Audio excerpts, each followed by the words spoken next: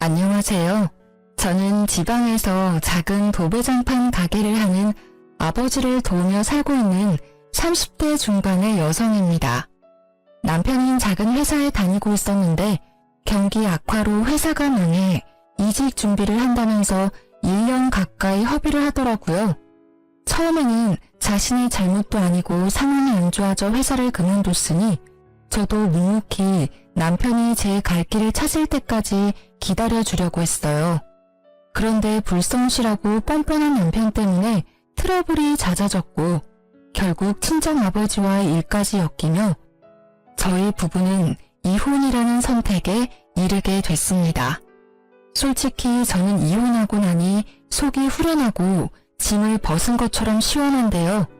아직도 저희 아버지는 이 일로 스트레스를 받고 계셔서 전 남편의 악질적인 모습을 만천하에 고하고 싶어졌습니다. 그래서 이렇게 익명의 힘을 빌려 사연을 보내게 됐는데 시간 내어 함께 들어주시면 정말 감사하겠습니다. 남편이랑 저는 친구의 소개로 만나 1년 연애를 하고 결혼했어요.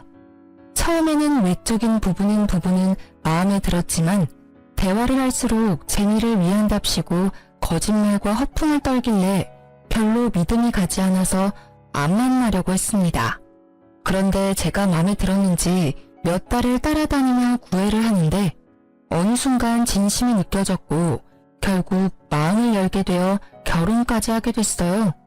지금 생각해보면 제가 처음 느꼈던 촉을 믿고 만나지 말아야 했는데 화려한 언변의 소가 넘어간 것 같아 분하기도 하네요. 어쨌든 저희 부부는 결혼 후에 한동안은 평탄하게 살았어요.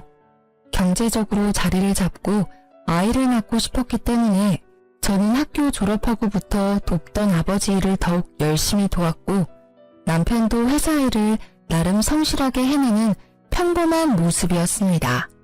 그렇게 살다 보면 저희도 아이도 낳고 집도 넓혀가고 여행 가는 재미를 느끼면서 살 수 있을 거라고 막연히 기대를 했었죠.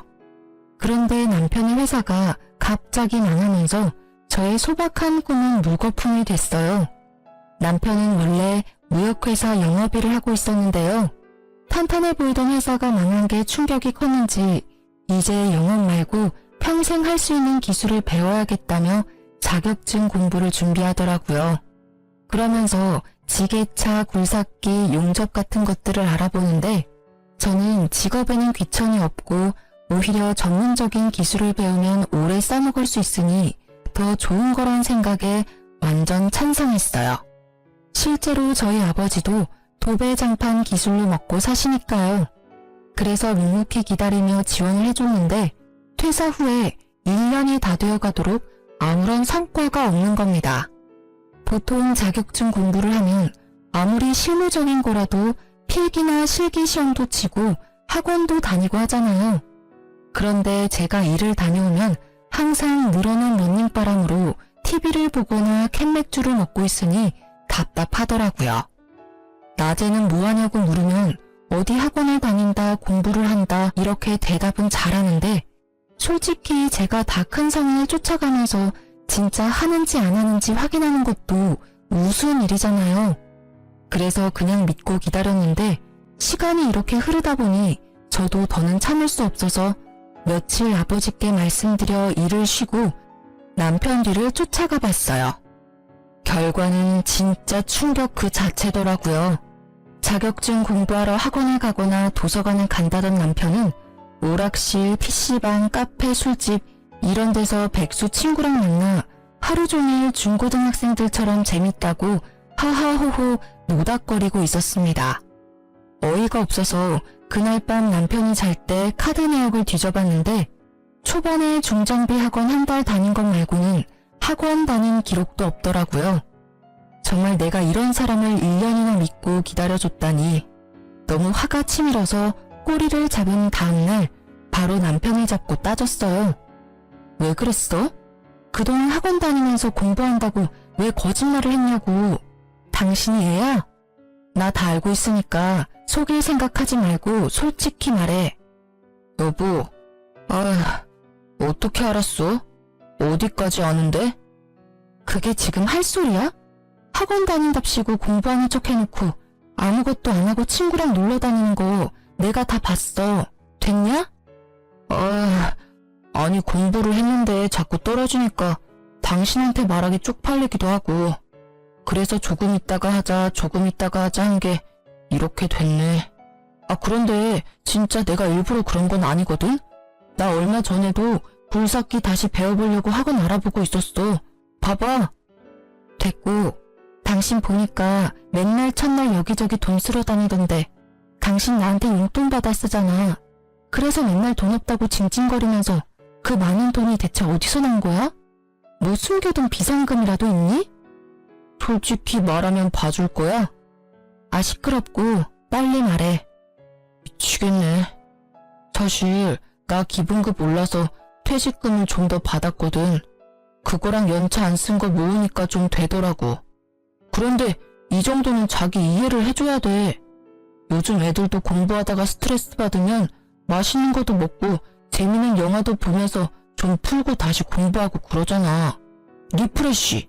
몰라? 스트레스 받으면 머리가 더 안 돌아가. 헛소리 말고 남은 돈 지금 당장 다 내놔. 내가 관리할 테니까. 그리고 앞으로 한 번이라도 더 거짓말하면 나 진짜 가만 안 있는다. 아니 내가 벌어서 내가 받은 건데 왜 줘야 하는데. 그래야 네가 맘 잡고 공부를 제대로 하니까. 공부하기 싫어? 그럼 그냥 우리 아빠한테 와서 일을 배워. 기술 배우고 싶다며. 우리 아빠 하는 것도 기술이잖아. 야, 사위가 돼서 어떻게 장인어른 밑에 가서 일을 하냐? 남자가 자존심 상하게. 헛소리하는 남편이 너무 얄미워서 입을 잡아 뜯고 싶더라고요. 그래도 이 화상을 내가 선택했으니 그것도 내 업보다 싶어서 땅이 꺼져라 한숨을 쉬는 걸로 대체했습니다. 아니 남편의 말대로라면 그동안 공부 좀 끼적이다가 잘 안되면 숨겨둔 퇴직금으로 돈 쓰는 재미를 느끼며 살았다는 거잖아요. 그러니 무슨 공부가 됐겠습니까? 그동안 남편이 갑자기 공부를 하겠다고 하니 답답했지만 제가 쪼으면 스트레스 받을까봐 말도 가려가면서 하고 맛있는 보양식도 해먹이고 뒷바라지라면 뒷바라지를 했어요. 그런데 이렇게 저를 속이고 뒤에서 탱자탱자 놀고 있었다니. 진짜 사춘기 아들을 둔 것도 아니고 왜 내가 이런 고통을 당해야 하나 싶어 욱하더라고요. 이런 제 마음도 모르고 꼴의 남자 자존심 운운하는 걸 보니 아직 철들려면 멀었구나 싶기도 하고 가슴이 답답했습니다. 그런데 저 혼자 이렇게 답답함을 느끼고 있자니 많이 억울하더라고요. 그래서 자기 아들이 세상에서 제일 잘난 줄 알고 있는 시무에게 연락해서 못난 남편의 모습을 까발리기로 했습니다. 욕하면서 제 속도 좀 시원해주고 싶었고요. 그래서 보란듯이 전화를 걸었는데 시무 반응이 대박이었어요. 여보세요? 어머니, 저 너무 속이 답답해서 하소연 좀 하려고요. 무슨 일이냐? 집에 뭔 일 있어? 네. 그 1년 동안 자격증 딴다고 회사 일 안 구하고 공부한 거 아시죠? 그런데 알고 보니까 제대로 공부도 안 하고 맨날 놀고 있더라고요. 진짜 중고딩도 아니고 나이 40 다 되어가는 사람이 이래도 돼요? 저 너무 답답하고 속상해요, 어머니. 아유, 난 또 뭐라고. 우리 아들이 학교 다닐 때 얼마나 공부를 잘했는데 요즘 속이 좀 답답했나 보지. 뭘 그런 거 가지고 전화씩이나 하니? 그냥 믿고 놔두면 제 밥벌이는 다 알아서 할래야. 두고 봐라. 조금 있으면 너 걔 앞에서 이렇게 징징댄 거 후회할 거야. 징징이요? 너무 섭섭해요, 어머니. 아니 저한테 돈 없다 해놓고선 퇴직금 남겨가지고 그 돈으로 오락실 PC방 다니고 있었다고요. 어머니 아들이요. 그러는 동안 저는 뭐 했어요?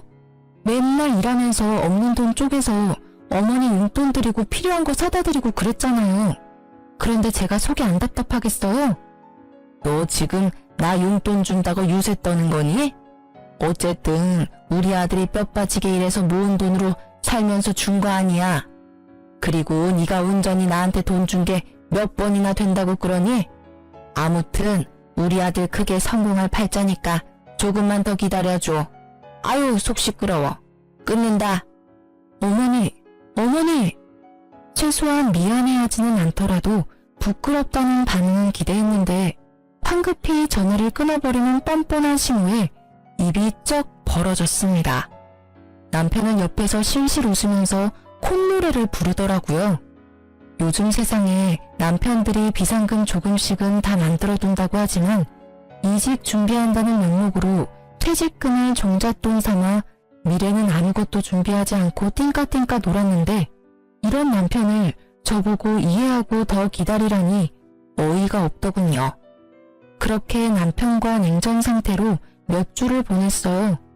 제가 도저히 마음이 풀리지 않아 투명인간 상태로 무시하고 남은 돈을 다 빼줬더니 결국 남편도 백기를 들더라고요. 짜증이 잔뜩 섞인 목소리였지만 그래도 고분고분 친정아빠에게 가서 일을 하겠다고 선언을 하는 겁니다. 저는 이제라도 마음먹고 무슨 일이라도 하겠다고 결정을 한 게 그나마 다행이라고 생각을 했어요. 그리고 다른 사람도 아니고 친정아빠랑 같이 일하면 장인어른이 남편의 사장이 되는 거니까 이 사람도 조금 더 눈치를 보고 성실하게 일을 하지 않을까 하고 기대를 했죠. 하지만 그 기대는 말 그대로 저의 착각이었습니다. 지금 생각하면 편안하게 일 잘하고 계시는 친정아빠에게 제가 똥덩어리를 한 짐 데리고 간 거였어요. 저희 친정아빠는 지방에서 작은 도배장판 가게를 했는데요. 규모가 크지는 않지만 제가 어릴 때부터 운영을 해서 단골도 많고 아름아름 소개료도 많이 일을 따고 있었어요. 친정아빠는 남편과 다르게 말없고 재미없다고 엄마가 항상 투덜댔지만 그만큼 소처럼 무식하게 일하는 성실한 분이셨거든요.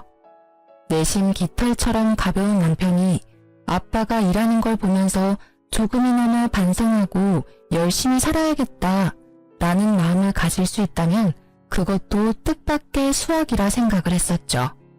물론 처음 며칠은 남편도 이 상황에 적응을 해야 하니 저와 함께 정시 출근, 정시 퇴근하면서 노력하더라고요. 회사 다닐 때 지각을 밥 먹듯이 해서 거의 잘릴 뻔한 적도 있었는데 이 정도면 장족의 발전이다 할 정도로 제 기준이 낮았었네요. 아무튼 아침에 출근해서 아빠랑 같이 재료 보는 방법도 배우고 낮에는 직접 현장에 나가서 막내로 이것저것 심부름도 하고 작업하는 것도 배우면서 차근차근 따라가려고 하는 겁니다. 그 모습이 기특해 보여서 저도 집에 오면 고생했다고 비위도 맞춰주고 외식도 시켜주면서 진짜 아들처럼 부둥부둥 해줬어요. 그런데 저 속이고 1년이나 뒤에서 놀던 사람이 하루아침에 성실맨으로 바뀌기가 쉽진 않았을까요? 조금 시간이 지나고 나니까 일이 힘들다고 투덜투덜대더라고요. 왜 또 죽상이야? 아 몰라, 너무 힘들어. 진짜 장인어른 왜 이렇게 빡세게 일을 하시냐? 사람이 하는 일인데 휴식 시간도 좀 주셔야지. 이거 봐봐, 나 손에 물집 잡힌 거. 하루 종일 땀 흘려서 기운도 없는데 손까지 말썽이고 미치겠어. 내일 하루 쉬면 안 되나? 어디 좀 봐. 아유, 이 정도 물집은 그냥 약 바르고 한숨 자면 괜찮아. 걱정 마. 그리고 이제 일한 지 한 달도 안 됐는데 벌써 이렇게 힘들어하면 어떡해. 몸으로 하는 일이니까 일단 힘든 건 각오하고 시작한 거잖아. 내가 생각해봤는데 장인어른이 너무 심해. 진짜 네가 하루 종일 천장 쳐다보면서 팔 안 뻗고 있어봐서 모른다니까. 나 팔 떨어져 나가는 줄 알았다. 젊은 사람 맞다고 여기저기서 일 시켜놓고 부려먹으려고 눈이 벌게져 있는데 와, 이 돈 받고 내가 이렇게 해야 해? 처음이니까 당연히 힘들고 돈도 작지. 그럼 사위라고 편한 일 하고 돈도 많이 받을 줄 알았어? 무슨 일이든 손에 익으면 편해지고 돈도 많이 버는 거잖아. 여보 그러려고 회사 그만두고 기술 배우겠다고 한 거 아니었어? 아 몰라. 그냥 나 돈 받는 만큼만 일할 거야. 쥐꼬리만한 돈 벌려다가 내 몸 다치면 장인어른이 보상해준대. 어린아이 같은 남편의 불평에 헛웃음이 터졌습니다. 이렇게 나약해 빠진 사람이 무슨 기술을 배우겠다고 호언장담을 한 건지 진짜 이 사람을 믿고 평생을 살아도 되나 하는 의구심이 들 만큼 한심해 보이더라고요. 물론 하는 일이 힘들고 체력적으로 지칠 수는 있습니다. 그래도 정말 의지만 있다면 정신력으로 이겨낼 수도 있고 또 저희 친정아빠에게 진지하게 고민 상담하면서 일을 조율할 수도 있는 문제라고 생각했습니다. 그런데 남편은 힘들다면서 무조건 일을 쉽게 하려고 하고 돈이 작다는 핑계로 뺀질뺀질거리는 게 너무 눈에 보이더라고요. 옆에서 지켜보는 제가 봐도 툴툴대는 게 티가 나는데 하루 종일 같이 일하는 현장 분들이 좋아할 리 만무했습니다. 심지어 몰랐는데 남편은 같이 일하는 직원분들에게도 저희 친정아빠의 뒷담화를 어마어마하게 하고 있었습니다. 나중에 한 직원분이 퇴사를 하며 말해줘서 알았는데 진짜 사위 맞냐고 몇 번이나 물어볼 정도로 심하게 뒷담화를 했더라고요. 그냥 잘 모르는 일반 어른한테 해도 싸가지 없다고 할 정도의 발언을 사장이면서 장인어른인 사람을 대상으로 서슴지 않고 해대니까 곁에서 듣던 직원들도 기분이 안 좋았던 것 같습니다. 그러다 오랜만에 친정아빠가 회식을 주도해서 직원분들이랑 다 같이 고기를 먹으러 간 날이었어요. 오랜 단골집이라 서비스도 많이 나오고 화기애애하게 단백질 보충한다면서 좋은 분위기를 즐기고 있었죠. 고기에 술이 빠질 수 없다면서 소주랑 맥주도 거하게 시켜서 소맥도 말아먹고 식당에 있는 노래방 기계로 노래도 하고 그랬어요. 저희는 괜히 장인, 딸, 사위가 한 테이블에 앉기가 좀 그래서 다른 분들이랑 어우러져 떨어져 있었거든요. 그런데 갑자기 남편이 있는 테이블에서 큰 소리가 나는 겁니다. 야, 너 지금 뭐라고 그랬어?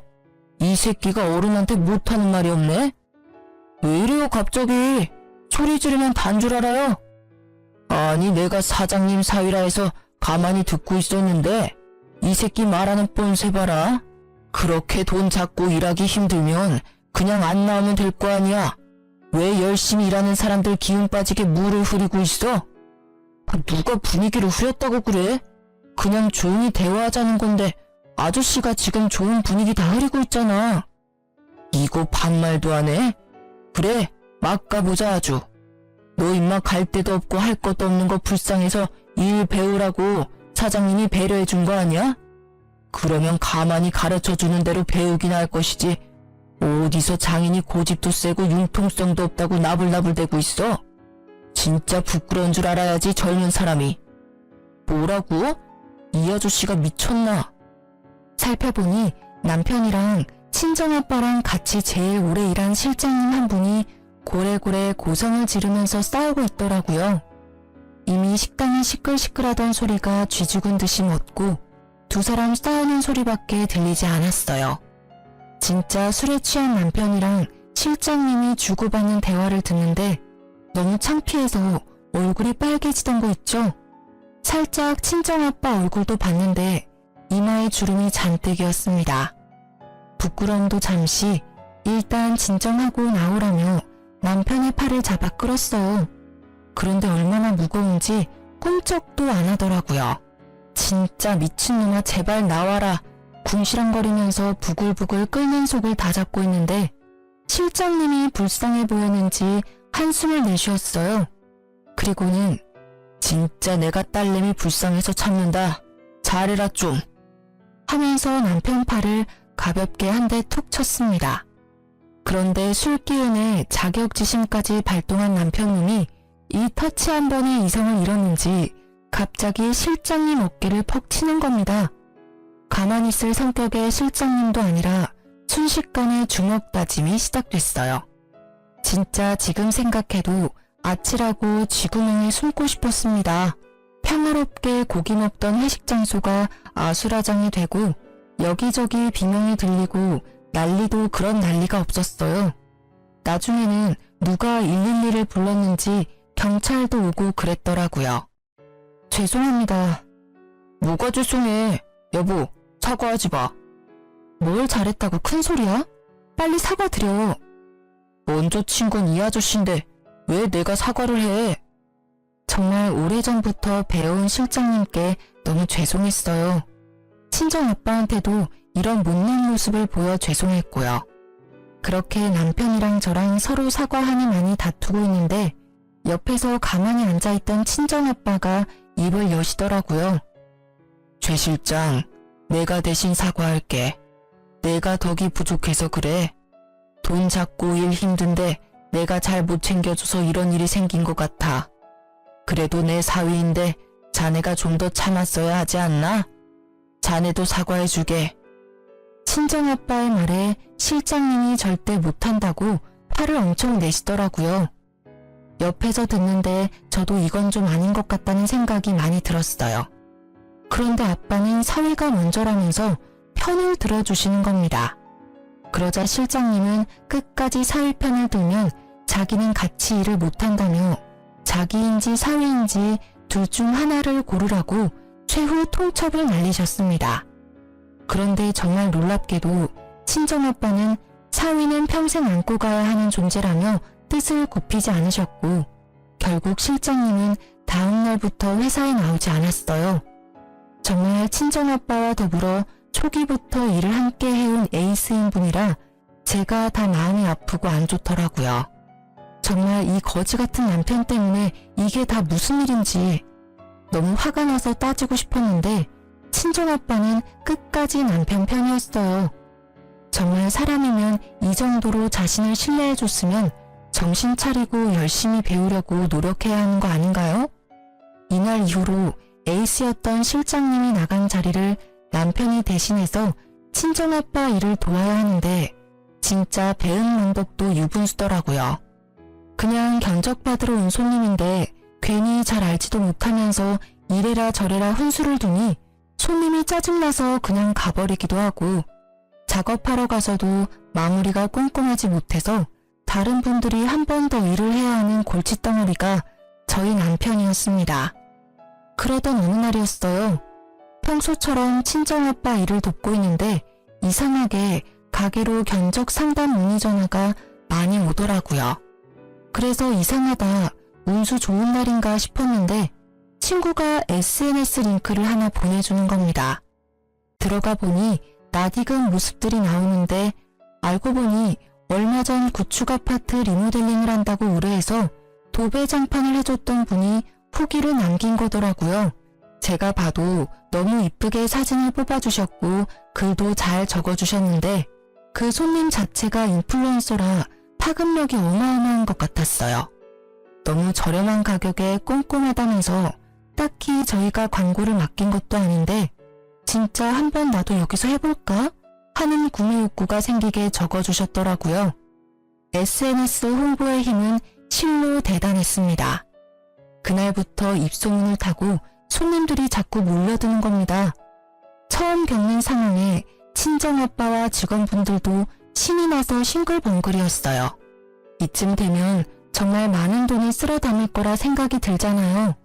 저희도 상담하고 예약을 잡으면서 빼곡히 차는 스케줄이 다 돈이니까 너무 신기하고 행복한 하루하루였거든요. 그런데 어쨌든 이것도 사람이 하는 일이기 때문에 모든 스케줄을 다 쳐낼 수는 없는 게 문제더라고요. 여보, 혹시 월요일에 다녀온 전원주택 컴퓨터방 여보가 작업했어? 나랑 김씨 형님 같이 했는데 왜? 아니, 이상하게 그 방면 되게 울퉁불퉁하다고 다시 해달라고 전화가 와서. 근데 이게 처음이 아니고 사실 요 몇 주 계속 그렇거든. 아, 진짜 짜증나네. 장인어른한테 말해. 뭐가 문제야? 맨날 여보가 한 곳만 컴플레인 들어오니까 내가 민망해서 그렇지. 아휴, 연습 좀 해. 이러다 애써 들어온 손님들 다 까먹겠어. 연습은 무슨, 일 다 배운 지가 언젠데 우연이겠지. 이거 봐라. 맨날 이렇게 몰아가니까 내가 길을 못 펴는 거 아니야. 그게 아니라 아빠가 안 해도 될 일을 계속 해야 하니까 그렇지. 돈도 돈이고. 아, 모르겠다. 알아서 해. 특히 에이스인 실장님이 나가고 나서 아직 한 명 몫도 못하는 남편이 그 자리를 메꾸기란 불가능한 일이었어요. 그래도 이 기회를 놓치긴 아까워서 억지로 남편을 데리고 일을 하니까 친정아빠랑 직원분들이 열심히 해도 능률이 안 나오고 남편이 한 부분만 맨날 이상하다고 컴플레인이 걸리는 겁니다. 그러다 보니 AS 해주고 컴플레인 들으러 다니는 친정아빠만 너무 힘들게 고생하는 것 같아서 죄송스럽더라고요. 이왕 시작한 일 제대로 좀 더 노력하고 연습하면 될 텐데 늘 대충대충 그 순간만 때우려는 남편에게 화도 났고요. 그래도 큰 소리 안 내려고 꾹 참고 있었는데 어느 날 걸려온 전화 한 통에 분노가 치솟았습니다. 평수가 작은 곳이라 남편과 보조하는 분만 간 손님집이었는데 자기가 고른 고급 장판 대신에 제일 싸구려 저가 장판이 깔렸다면서 엄청 화를 내면서 일단 와서 확인을 해보라고 하더라고요. 여보, 어제 2차 아파트 다녀온 거 기억나지? 거기서 와보라고 하는데 뭐 짐작 가는 거라도 있어? 아니, 작업 다 잘 끝났는데 왜? 무슨 문제 있대? 잘 모르겠는데 자기가 고른 거 말고 제일 싸구려가 깔렸다고 하는 것 같아. 어제 그 손님이랑 확인한 거 깔아준 거 맞아? 현장에서도 같이 체크했어? 당연하지. 내가 몇 번이나 확인해서 가져갔는데 그런데 현장에는 그 아줌마 애들밖에 없었어. 자기는 뭔 출장 갔다고 그냥 깔래서 깔고 왔는데 아 진짜 웃기는 아줌마네. 됐어. 내가 갔다 와 볼게. 씩씩거리며 남편이 손님 집으로 향한 후 왠지 느낌이 쎄해서 퇴근도 하지 못하고 가게에 있었어요. 그랬더니 친정아빠가 무슨 일 있냐면서 물어보더라고요. 솔직하게 말씀을 드리니 거기가 어디냐고 같이 가보자고 하는 겁니다. 알고 보니 친정아빠도 재고를 봤을 때 고가 장판이 계속 남아있어서 이상하다고 생각을 했다면서요. 그래서 친정아빠를 모시고 그 손님 집으로 같이 향했는데요. 입구부터 고래고래 큰 소리가 들리더라고요. 덜컥 겁이 나서 황급히 열린 문으로 들어갔어요. 안녕하세요. 아까 전화 받았던 장판집이에요. 여보, 무슨 일인데? 아니 아주머니, 이 장판이 맞습니다. 제가 몇 번이나 확인했던 거예요. 진짜 제가 왜 이런 걸로 사기를 칩니까? 이게 진짜 맞다고요? 아저씨, 제가 바보로 보여요? 여기 사장님이시죠? 이것 좀 보세요. 제가 고른 문이랑 이게 같나요? 그리고 질감도 다르고 다 다른데 진짜 계속 우기면 맞는 게 돼요? 이거 완전 사기꾼 아니야? 사기꾼이라뇨. 말씀이 심하시네. 진짜 이거 맞으면 어쩔 거예요? 예? 여자 손님은 사기당했다며 고함을 지르지 남편은 아니라면서 억울하다고 부들부들이지 저랑 친정아빠만 중간에서 난감하더라고요. 일단 친정아빠가 그러지 말고 장판을 확인해보자면서 나섰습니다. 그래서 문제의 그 장판이 깔린 방으로 향했는데 웬걸 진짜 여자 손님 말대로 제일 저가 장판이 잘못 깔려있는 겁니다. 제가 봐도 손님이 말하는 무늬가 아닌 걸 알겠는데 어떻게 몇 달을 함께 일한 남편이 이걸 모르는지 대체 정신을 어디에 빼놓고 다니는 것이며 무슨 기술을 배우겠다고 설치고 다니는 것인지 모를 일이었습니다.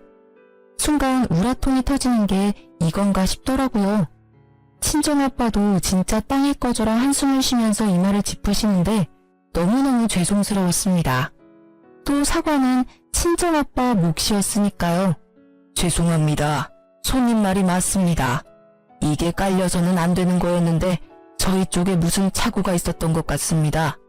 이해해 주신다면 제일 빠른 날짜로 해서 바로 교체를 도와드리겠습니다. 맞죠? 이거 아니죠? 진짜 기가 막혀서. 아니요 사장님, 교체됐고요. 이 아저씨가 저를 정신병자 취급하면서 얼마나 우려대던지. 저 혈압했는데 진짜 열받아서 쓰러질 뻔했거든요. 지금 여기 손도 막 떨리는 거 보이시죠? 나 이렇게 못 넘어가요. 나 고소할 거예요. 정신적 피해 보상 받아야겠어요.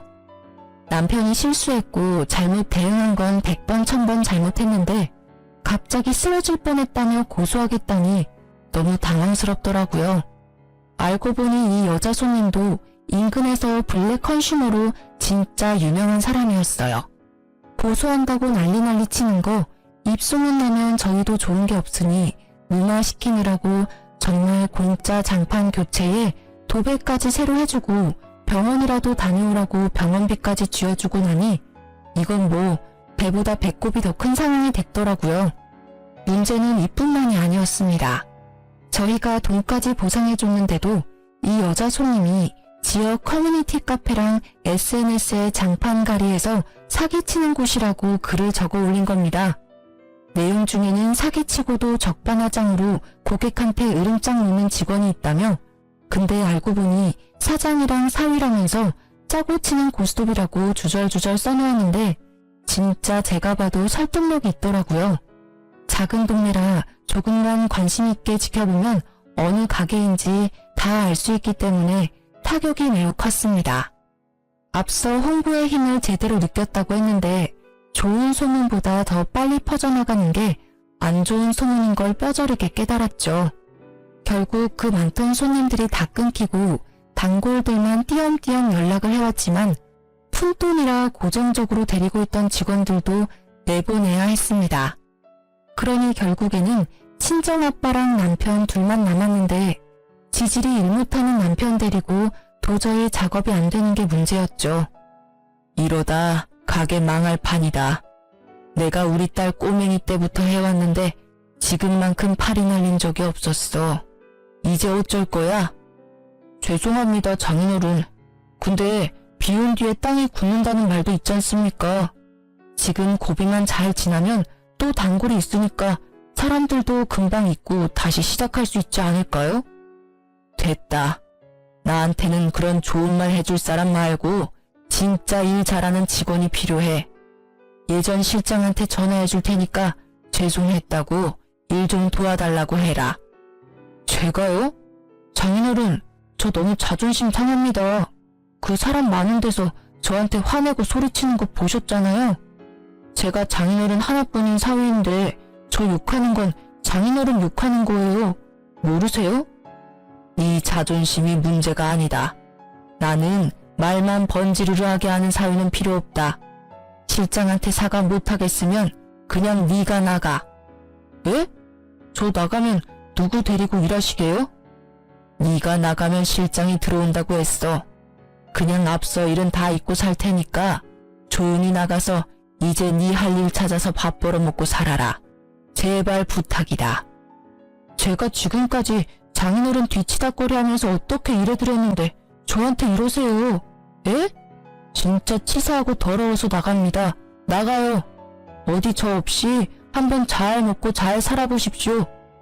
대응만독도 유분수라고 친정아빠한테 버럭하는 남편이 원망스러웠어요. 그래도 이렇게 제 발로 나가서 다른 일을 하면 어쨌든 이제 친정아빠 가게랑 엮이는 꼴 안 봐도 되니까 바보같이 참았습니다.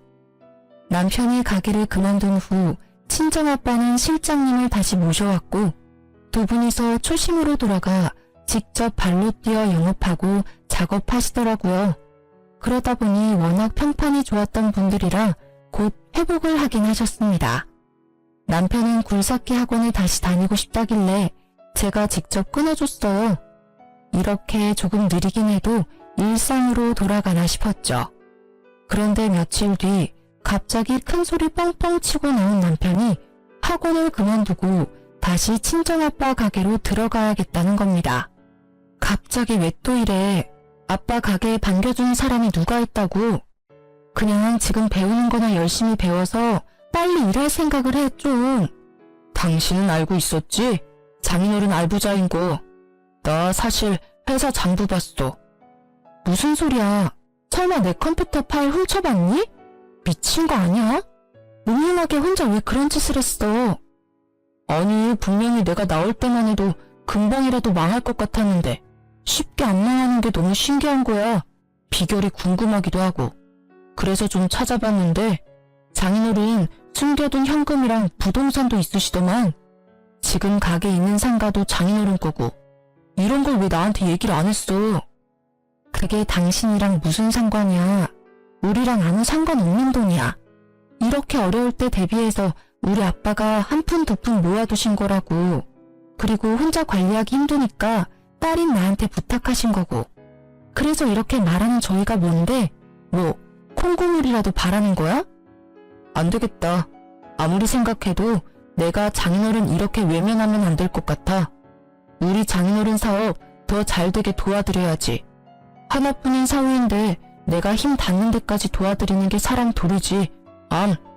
아니 당신이 뭘 도와준다고 그래.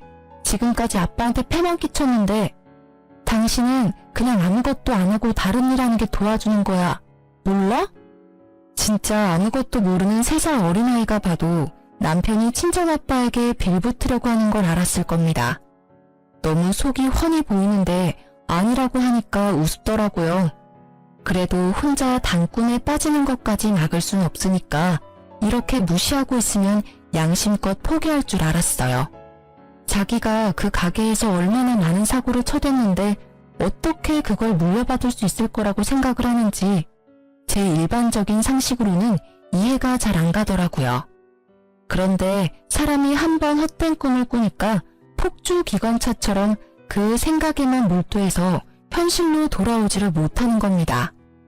이 와중에 손님 떨어진 가게를 수습하느라고 저렴한 가격으로 밤낮 없이 일하던 친정아빠는 결국 과로로 쓰러지기까지 하셨어요. 단순한 피로 누적이라고는 했지만 연세도 많으신데 이렇게까지 고생을 하시니 딸인 입장에서 너무 걱정스럽더라고요. 그래서 남편이랑 바로 용돈이랑 먹을 걸 챙겨서 병문안을 갔는데 이 눈치 없는 남편놈은 거기서도 뻔뻔한 말을 계속하던 거 있죠. 장인어른 좀 괜찮으세요? 괜찮아. 링거 맞고 오랜만에 푹 쉬었더니 아무렇지도 않아. 별일 아닌데 괜히 너희 장모가 연락을 해서 걱정을 시켰구나. 아빠, 이번 기회에 일 좀 그만하고 푹 쉬어. 건강 챙기는 게 우선이지. 가게는 이제 그만 챙겨도 돼. 그래도 평생 일궈온 건데 계속 누워서 나몰라라 할 수 있나?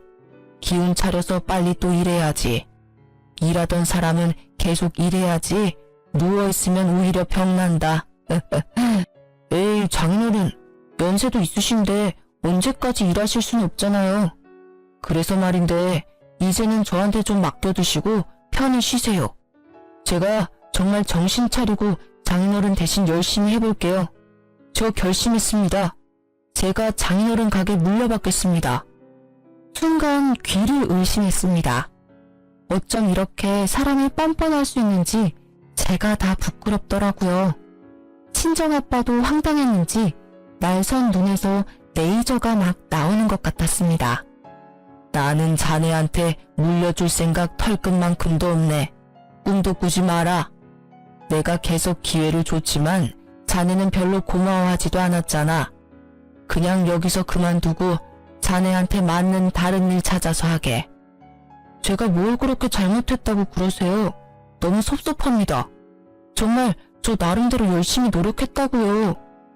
노력? 뭐든지 대충대충 수박 겉핥기처럼 하는 그런 걸 요즘은 노력이라고 하나? 어쨌든 나는 말했어. 내 가게 자네한테는 절대 못 물려줘. 꿈깨. 어이씨, 진짜 너무하시네요. 그럼 제가 그동안 일하면서 영업해서 따온 것들도 있으니까 그거에 대한 성과금은 주세요. 제가 너무 억울해서 그거는 따로 받아야겠습니다. 뭐? 성과금? 진짜 듣자 하니 기가 차서 말이 안 나오더라고요. 어쩜 사람이 이렇게 뻔뻔하고 양심에 털이 날 수 있는 걸까요? 이 새끼를 어떻게 처리해야 하나 고민하고 있는데 설상가상 친정아빠는 남편의 헛소리에 스트레스를 받아서 갑자기 숨까지 헐떡이시는 겁니다. 너무 놀라서 간호사를 막 부르는데 남편은 그 와중에도 아랑곳하지 않고 계속 억울하다며 혼잣말만 하던 거 있죠. 간호사가 와서 친정아빠 혈압을 재고 처치를 해주는데 눈물이 왈칵 나면서 참을 수 없이 분노가 치솟았습니다. 야, 미친 거 아니니? 지금 이 상황에서 성과금 얘기가 나오고 너 억울한 것만 자꾸 생각이 나? 진짜 어이가 없다. 내가 미쳤다고 너를 아빠 가게에 붙여줘서 우리 아빠만 이렇게 맘고생하게 만들었는지 모르겠어. 진짜 나 정 떨어져서 너랑 같이 못 살아. 이혼해. 뭐? 이혼? 갑자기 이혼은 또 무슨 소리야? 이혼이 그렇게 쉬운 거야? 다들 나한테 왜 이러는 건데? 너무 빡쳐서 제대로 일도 안 했으면서 돈에 미쳐 뻔뻔하게 헛소리하는 남편에게 이혼을 통보했습니다. 남편은 갑작스러운 이혼 통보에 난리를 피더라고요. 그때 친정아빠가 거친 숨으로 남편에게 소리쳤습니다. 내가 진짜 내 딸 때문에 참고 참았는데 이혼한다니 속이 시원하다. 내가 자네 하나 때문에 정신적 물질적으로 입은 손해가 얼마인 줄 알아? 그런데 뭐 가게를 물려받겠다. 성과금을 달라. 간호사 선생, 나 바로 퇴원시켜 주시오. 변호사 선임해서 저놈한테 손해배상 청구해야 하니까. 뒤늦게 정신 차린 남편이 울며 불며 매달렸지만 저의 부녀는 내 사람에게는 한없이 잘해줘도 한번 문 밖에 나가면 가차없는 스타일이었습니다. 그래서 바로 변호사를 선임해서 이혼 진행을 밟고 아빠도 그간 가게 일을 같이 하면서 겪었던 일을 정리해 손해배상 청구를 하면서 뻔뻔한 남편의 행태를 고발했어요. 저는 어릴 때 아빠가 들려준 이솝 우화에 햇님과 바람 이야기를 좋아해서 나그네의 옷을 벗긴 건 따뜻한 햇살을 전해준 햇님이라는 걸 기억하고 남편에게도 정말 잘해주려고 노력을 해왔거든요. 그래서 1년 동안 저를 속이고 탱자탱자 울었던 것도 눈 감아주려 했고 친정아빠가 하는 가게를 무시하면서 마지못해 일하던 것도 이해하려 했어요. 그런데 그렇게 눈 감아주고 이해했던 결과가 이렇게 저와 친정에 빌붙으려고 하는 못난 남편을 만들 줄 몰랐습니다. 솔직히 작은 것에도 감사할 줄 아는 사람이었다면 저와 친정아빠가 이렇게까지 매몰차게 굴지는 않았을 거예요. 우냐우냐 하며 어쨌든 내 사람이니 품고 가려 했을 겁니다. 그런데 자기를 위한 배려와 존중도 알아채지 못하고 당연시하면서 계속 더 큰 것을 달라고 징징거리는 사람은 도저히 품지 못하겠더라고요. 결국 그렇게 저희는 이혼하게 됐고 저는 친정아빠에게 죄송한 마음에 더 열심히 일을 도우면서 작업하는 것도 배우고 있어요. 처음에는 여자가 험한 일 하면 안 된다고 하시던 아빠도 평생 먹고 살 귀한 기술이니 배우고 싶다는 제 말에 수긍하시면서 오히려 배울 자세가 되어 있으니 체격만 큰 전 남편보다 훨 낫다고 저를 칭찬하시더라고요. 그렇게 사이좋게 부녀가 일을 하고 있답니다. 전 남편은 들리는 소문에 아직 백수라 시모한테 붙어 산다더라고요. 시모는 잘난 아들이 다시 품에 돌아왔으니 기뻐하면서 지금쯤 생활비 한 푼 안 주는 40 다 된 아들 끼고 오손도손 깨볶으면서 잘 살고 있겠죠 뭐. 뭘 해도 잘 될 팔자의 아들이니 저보고 보석을 놓쳤다고 비웃을지도 모르겠어요. 그래도 하나 분명한 건 아들 때문에 1000만 원을 잃었다는 건데요. 남편은 저랑 이혼하고 친정아빠랑 소송을 진행했는데 결국 사업장에 피해를 입힌 게 입증이 돼서 1,000만 원을 물어주라는 판결을 받게 되었습니다. 그런데 개털인 남편이 갑자기 어디 그런 돈이 있나요? 결국 시모가 아들 앞길 막힐까봐 전세금을 빼서 줬다고 들었어요. 솔직히 그동안 친정아빠가 평생 일궈온 가게 망할 뻔한 거 생각하면 2배, 3배로 받아도 시원찮지만 뻔뻔한 남편과 아들밖에 모르는 시모에게 아주 적절하게 금전 치료해준 것 같아서 속이 후련합니다. 친구들도 모두 제 이야기를 듣더니 이혼 너무 잘했다며 위로해 주더라고요. 앞으로 100세 시대인데 피 한 방울 안 섞인 다 큰 성인 아들을 제가 왜 데리고 살면서 교육시켜야 하냐면서요. 제가 생각해도 저도 모자라 저희 친정아빠에게까지 남편을 가르쳐달라고 한 게 죄송스럽고 잘못된 선택이었구나 싶어요. 혹시라도 저처럼 아들처럼 철없는 남편을 두고 교육시켜서 데리고 살아야겠다는 분들 계시다면 뜯어 말리고 싶어요. 사람은 쉽게 변하지 않더라고요. 제 이혼 이야기는 여기까지입니다. 들어주셔서 감사해요.